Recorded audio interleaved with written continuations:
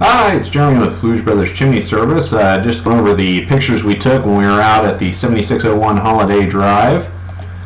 This is the commercial boiler stack that we were called out to evaluate. This is the basement area. Here is where the two boilers go in and tee into the actual chimney stack itself. You can see a lot of this white staining. It's called efflorescence. That happens when moisture is being driven out of the stack itself. This is a clean out right here for access and for inspection purposes. Over here there's a commercial water heater as well going into the chimney. So we've got three different appliances going into this commercial chimney stack. Here's one of the boilers. There's two of the boilers, and then a water heater here goes in into that area there. This is the access clean out for looking and inspecting and cleaning. When we looked in there, it looks like we've got a bird that has died and couldn't get out of the stack, unfortunately, in the base. Looking up, we can see there's a lot of water streaking up and down the flue. It's probably also some bird dung. This is one of the outlets here. One of the outlets here from where the appliances are into the actual flue stack. This is clay tile, terracotta clay tile stacked in 2-foot increments. It's a 17 by 17 flue liner, so it's relatively large. This is one level up. When we went up one level, we can see that we've got a lot of the water staining on this level as well. This might also be, because it penetrates through the roof right here, it might also be a little bit of the flashing leaking, because I'll show you the flashing has some problems. This is up on the lower roof. We can see there's a lot of white staining. All this white staining is where the moisture is being driven out through the flue gases, through the flue lining joints, and through that flue liner, the tile lining inside has corroded, and there's gaps in that flue lining. And as we move in closer, we can see that it's causing interior moisture, and it's causing a lot of areas that need tuck pointing, and it's also causing brick to spall and go bad. A lot of people will think that's from exterior conditions. It's not. It's mostly from interior conditions. So that interior flue lining is bad, and it's not doing its job properly.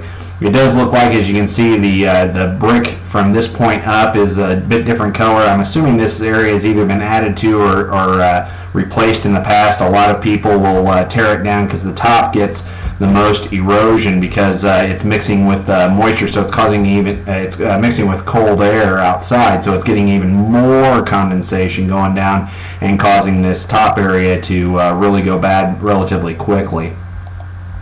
As we went a little closer, we can see there's a lot of tuck pointing where the mortar is simply wearing out from those interior conditions. We've also got down at the flashing area, we've got holes in the flashing. That's going to cause water to enter into the building. More holes in the flashing area, and areas where we've got gapping here. Bricks that have gone bad on the exterior chimney from that interior condition. More bad bricks. There's about 18 bad brick that need to be replaced on the structure.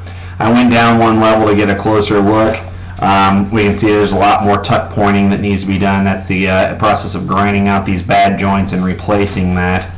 Then we've got, when we look closer, we actually have algae and moss growing from the interior moisture of that structure. This is up on the roof. It looks like we've got a chase pan, but no chimney cap. The chase pan is galvanized metal, and it's rusting through. And it's also starting to stain the chimney, as you can see, but you always want to use stainless steel in this area because stainless steel obviously won't rust. This area is starting to rust pretty bad.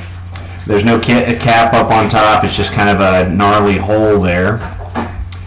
Looking down, there is no chimney crown. I think that chase top was basically formed to direct the water off of the top here. There should be a concrete crown here, but let's see, we've only got brick, which the chase top will help protect that area a bit. Here's the tile lining coming out the top. When we look down, we can see there's a lot of rust staining, a lot of moisture staining. And we've actually got cracked flue linings in there. This crack will expand when heat is added to that flue, and that'll cause flue gases to leak as well. As we went back downstairs to the base, we used our video scan system right here in the picture to run a camera up the inside of the flue lining. and we checked for cracks, gaps, voids. As we started running up, we started seeing erosion, and the erosion got worse as we went up the chimney. And you can see that there's holes here, and every place there's a hole, that's where flue gases and condensation is going to leak out, and that's what's going to destroy the chimney. The whole point of a chimney is to keep everything contained. And originally, when it was built, these flue tiles were put into place, and then they had mortar between these joints. Well, of course, with age, that mortar corrodes and it falls out, and then it creates gaps. And going up even farther, we've got more gaps. Pretty much that's what we're going to see as we're going up the whole thing. We've got a lot of moisture staining, white staining from the interior flue gases. You can see white staining here and no gap, and a gap here. And then the rest of the pictures are pretty much some identification photos. The fix for the interior flue lining is to install a stainless steel flue liner down through the existing area. And we're left out. We do have enough area in there, excuse me, to put a big enough liner down. According to our liner sizing charts, which you have to go off the BTUs of the appliances, we need roughly a 16-inch, and we can get a T that will tee into the appliances so we can rehook these appliances back up.